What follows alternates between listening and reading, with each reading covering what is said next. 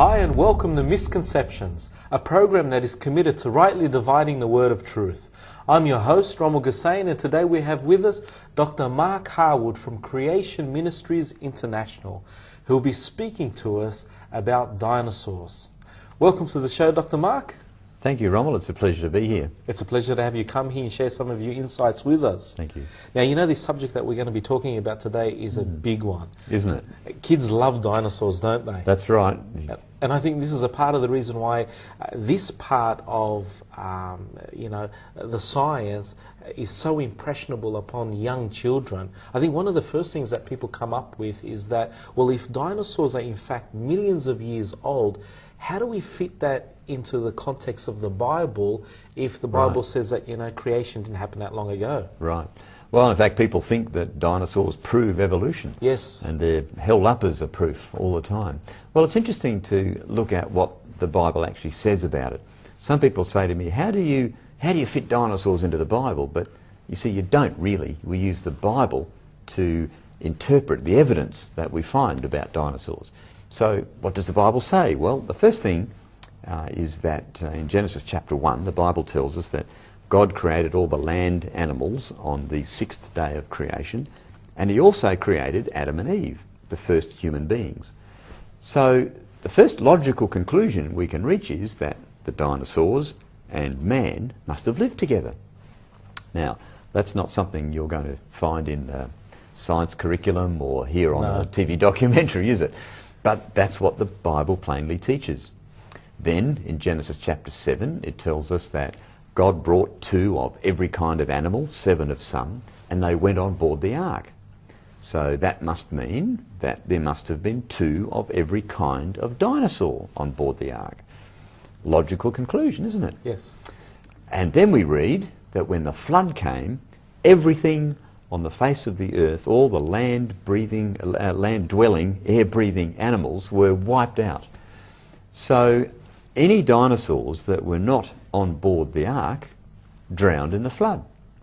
So the Bible gives us a very clear explanation of what might have happened to the population of the dinosaurs. It basically exterminated the dinosaurs. I mean, that's what the Bible says, but is there in fact any evidence that show that dinosaurs and man coexisted?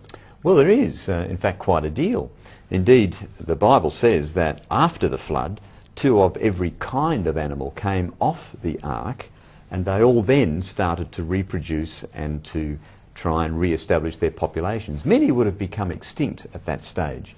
But there are so many stories in different cultures all around the world of encounters between huge animals and beasts that are normally called dragons. For instance, we hear stories about St. George and the dragon. And I like this one. This was from an Irish writer in 900 AD. Now, this is just 1100 years ago, not 65 million. And let me read what he said. This Irish writer recorded an encounter with a large beast with iron nails on its tail that pointed backwards. Now, some of the descriptions and the pictures that we have of dragons are very sort of fanciful things, with weird and wonderful looking things. They kind of get, I'm reminded of the stories that fishermen might tell about the fish that got away, gets better and better with the retelling. But interestingly, if we look at what this Irish writer wrote, it actually fits an animal that today we would call a stegosaurus. And then we have some other quite fascinating things. There is a petroglyph at the Natural Bridges National Monument in the USA that bears a remarkable resemblance to a dinosaur. It has a long tail and neck and small head and all of this. And I've got a picture of it here. You can just barely make out there on the edges of this cave this shape that looks like a sauropod dinosaur. Now we've outlined it a bit. You can see it much more clearly there. It's almost like a shadow, yes. That's right. So here we have a cave drawing of this huge creature, which today we would describe as a dinosaur. But there are many other evidences that we find today too. In the Chinese calendar, for instance, there are 12 different animals that depict the cycle of 12 years in the Chinese calendar. Okay. For instance, they have the year of the tiger, the rabbit, they have horse and sheep and all these animals that we are familiar with. But in amongst them all is a dragon. Interesting. Isn't it interesting? Yes. So you would think that when they came up with this cycle of years and they named them, that the dragon must have been, to those Chinese people, an equally real animal. And, you know, here's a fascinating one. I love this. In Cambodia, at a place called Angkor, there's a temple which was recently reclaimed from the jungle. Now, this temple is 800 years old, and it has a lot of stone carvings around it. And here's a picture of one near one of the porticos, and it shows an animal with bony plates on its back. Now, 800 years ago, there were no paleontologists around to tell these people that the animal they were carving was actually extinct. Obviously, they were carving what they saw. Yes. So it's remarkable. Just a couple of years ago, my wife and I were in northern England at a place called Carlisle. And there in Carlisle Cathedral, in the floor of the cathedral is the tomb of a bishop. And surrounding the tomb is this brass inlay, and it has all these depictions of animals and creatures that we're very familiar with. Things like an eel, or a bird, or a dog with a collar on, and a fish. And then in amongst all of these, there are these animals with long necks and what appear to be bony protrusions on their tails. Now that's exactly what we would describe today as a dinosaur. And Bishop Bell was buried in 1496, just a little over 500 years ago.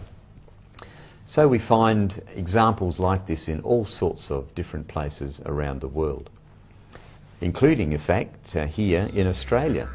The Australian Aboriginal people in the Barwon Lakes area, just west of Melbourne, described an encounter with a very large and ferocious animal. They called it a bunyip.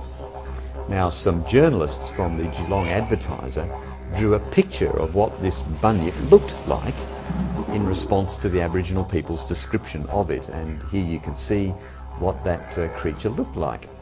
Now, interestingly, this was in 1845. Now, 1845 is before the publication of Darwin's book on the origin of species. So people in these days were not evolutionised like our culture is today. Today, people would just laugh at such a thing, and they'd say, oh, you must have been dreaming or imagining it. But, you know, not long after that, the first of the duck-billed dinosaurs was discovered. It's an Edmontosaurus, and, you know, it looks very much like what those Aboriginal people saw. Yes. Maybe in Australia there was a duck-billed dinosaur still alive just 150 years ago. Wow. So the problem I think a lot of people have is that the word itself, dinosaurs, it's not mentioned in the Bible. That's the first question. The second question would be, is that how do you find, if, you know, dinosaurs and man coexisted, do you find dinosaurs in the Bible? Well, so first is a definition of the word. We don't find the word That's itself, right, we don't. But, you know, Rommel, we don't find words like computer and locomotive and mobile phone in the Bible either, because they're modern words. Now, the first time the Bible was translated into English was in the early 1600s, particularly with the King James Version in 1611. And in those days, of course, the word dinosaur, in fact, wasn't even coined. Wasn't around. Until the middle 1800s. Sir Richard Owen came up with the name, meaning terrible lizard. So it's not surprising then that the word dinosaur is not found in the early English translations. But then you might say, well, why isn't it in today's translations? Yes. But what you see there is the power of the evolutionary paradigm. People are so influenced by belief in evolution in our culture today that no Bible translator would risk writing the word dinosaur in the Bible, even though there is a place where that would be the best translation. Really? And I'm referring you here to Job chapter 40. And we read in Job chapter 40, verses 15 to 19, these words. Look at Behemoth. Now, God is describing to Job this magnificent animal. And the word behemoth that we find in the English Bibles today is really just a transliteration of the Hebrew word, which actually means just a very big animal. that'd be a great place to write dinosaur in a modern translation. Yes. But he goes on and says, look at Behemoth, which I made along with you. That sounds to me like day 6 of creation, when God made the dinosaurs and man. And which feeds on grass like an ox. What strength he has in his loins, and what power in the muscles of his belly. He sways his tail like a cedar. Now, the footnote in my Bible says perhaps this was an elephant or That's hippopotamus. right. Yes, I've seen that. Have you seen those? Because people wonder, what is this huge animal that's being described here? But have you thought about what the tail of an elephant looks like? It's very small. Exactly, it's just like a piece of rope, isn't it? It's not like a cedar tree, which is a huge thing. You see, that description that we read in Job chapter 40 actually fits one of the large herbivorous dinosaurs, a sauropod dinosaur. Perhaps it was an apatosaurus or maybe a brachiosaurus, something like that. This now brings us to another problem. Well, it's another problem in my mind anyway. If Noah's Ark is true,